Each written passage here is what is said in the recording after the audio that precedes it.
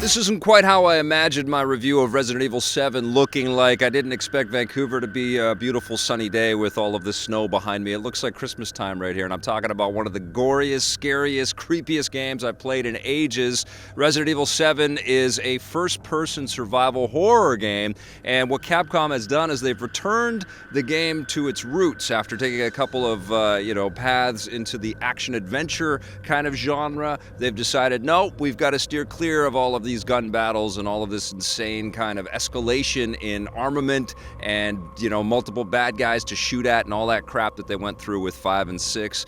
And they've decided to slow things down and give us something that really just terrifies us around every single corner, every nook and cranny that we could explore. And the move to first person allowed them to also experiment with virtual reality. And I'm happy to report that either way you play Resident Evil 7, it's a success. If you play it on your television, it looks crisp, it looks beautiful. There's some photoreal elements in there, some incredible cut sequences, some unbelievably great detail in the environments with awesome lighting and reflections, especially coming up off of all the blood and goop and goo and stuff that you're going to see all over the place. But if you put your PlayStation VR helmet on and you decide to escape into the world of Resident Evil 7 that way, you're also going to have an incredibly immersive experience. You are going to take a hit resolution-wise, of course, and you also have to kind of contend with how you're going to play the game, because you can choose to play the game with these sort of pie slice movements, or you can go in a more natural kind of first-person shooter type of control scenario there and move a little bit quicker, and everywhere your head looks, it's a lot smoother. But of course, VR is something that doesn't work exactly the same for every head out there, because there's some people that deal with some pretty severe bouts of motion sickness, and Resident Evil 7 is known to give people a little bit of that feeling. So if you decide to go for the VR version of Resident Evil 7, you're going to have to tailor it for your specific level of queasiness. And that also goes with the intensity of the game, because of course when you put on a helmet that sort of encapsulates all of your senses, you can't smell yet, thank God, because there is just some gross stuff in here, but you know what I'm saying, it completely surrounds you. You are much more terrified because you don't know what's around every corner. You feel incredibly fragile. You feel fragile because you've got a helmet on that blocks your view of the outside world, so you don't know if somebody's going to come up and poke you and just make you poop your pants.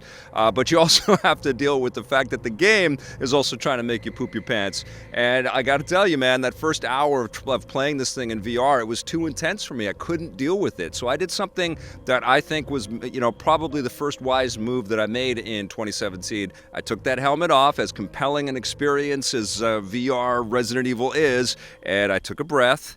And I tried to kind of contend with the new control schemes and just deal with the game on the television set before I decided to jump back into VR. And that was a very wise move, because there are some new mechanics and some new ways to play this game. Now, it's very similar to the way that you've played, true survival horror Resident Evil games in the past. There's a lot of inventory management. You're combining things. There's some, puzzles.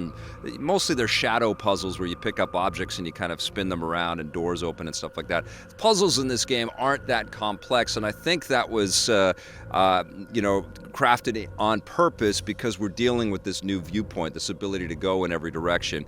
But I think it worked for me, at least, to have the time to kind of familiarize myself with all the mechanics and the controls, and deal with the fact that there aren't that many bullets, and these sort of oil goopy, gross, sweaty, glistening monsters that you're going to come across with huge fangs and huge arms. Have the ability to do this sort of Janet Jackson move like this around your bullets, and you're constantly having to try to aim and target and all that. It was maddening. And there was an area at the about 3 hours into the game where I kept dying, and I was able to take out 2 or 3 of those guys, and then bam, I would die, and I was getting frustrated. But I'm glad that I sort of worked my way through that frustration on the television set. Because what happened is I put the VR helmet back on, and suddenly I recognized that aiming was much easier with the VR helmet. I could aim with just by my look, so it was much more yeah, you know, quick snap right to the bad guy's head, which is what you want to always target. So I was taking out these monsters a lot quicker. And then, you know, I streamed some of this, and I actually got a nice chunk of the game. I had a pretty epic boss battle, and I was able to duck under a saw blade just at the right time. And I was able to survive something that I thought no way in hell was I going to survive. So I'd picked up enough skill set to be able to deal with the extra kind of stimulation that was coming at me in VR, and I appreciated that. And so I was able to get a little bit further in the game. And then suddenly there is this moment in Resident Evil 7 where the scares kind of fall away a little bit, and it's more just mechanically taking care of bad guys and figuring out the puzzles and spending the antique coins on you know, power-ups that you're going to need to sort of complete the game. And you know, the game has been marketed, and it all kind of paints this picture that it all takes place in the house. This kind of creepy old mansion that's got this creepy family in there that just seems like they want to include you in their family but also murder you in some horrific ways. And you do get murdered if you know, there are lots of times where you get the "you are dead and you got to start again" type deal. But you're not just in the house. I'm not going to spoil where else you go, but you do actually get out of the house and do some other cool things. There's actually quite a bit to see and quite a bit to explore, but I'm also a huge fan of this idea of moving us towards these environments that just seem so photoreal and so filled with interactive objects and bits and pieces to play with. I feel like that's an unbelievably cool evolution for video games. We're not quite there yet. It's not like Fallout or something like that where you can touch everything and you know, deal with inventory management to that level of complexity. But there's kind of, you know, hints that might be a future sort of way that Resident Evil sort of expands. I had a really, really great time with this game. I think it's a superb game. I think it's probably 2017's first, you know, huge title. I have the key now. All right. Ah, Jesus Christ. Oh my God, that was legit. Oh no, those are my arms just hanging out there because I shit my pants. Oh my God. It's inches from being a masterpiece, but I think the thing that I'm happiest about with Resident Evil 7 is how much it course corrects, how much it gets this series back on track. Not crazy about all of this, you know, Insta DLC. I mean, the way they set this up is you get these VHS tapes and you can sort of live through episodes or scenarios.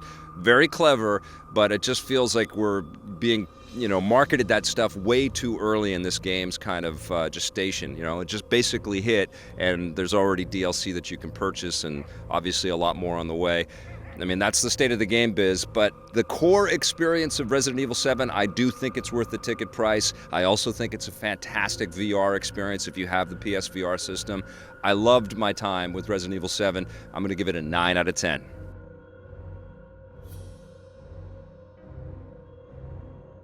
Hey, thanks for checking out that video on our EPN channel. It's just one small part of the things that we make around here. So if you liked it, don't forget to check out some of our other vids and hit that subscribe button.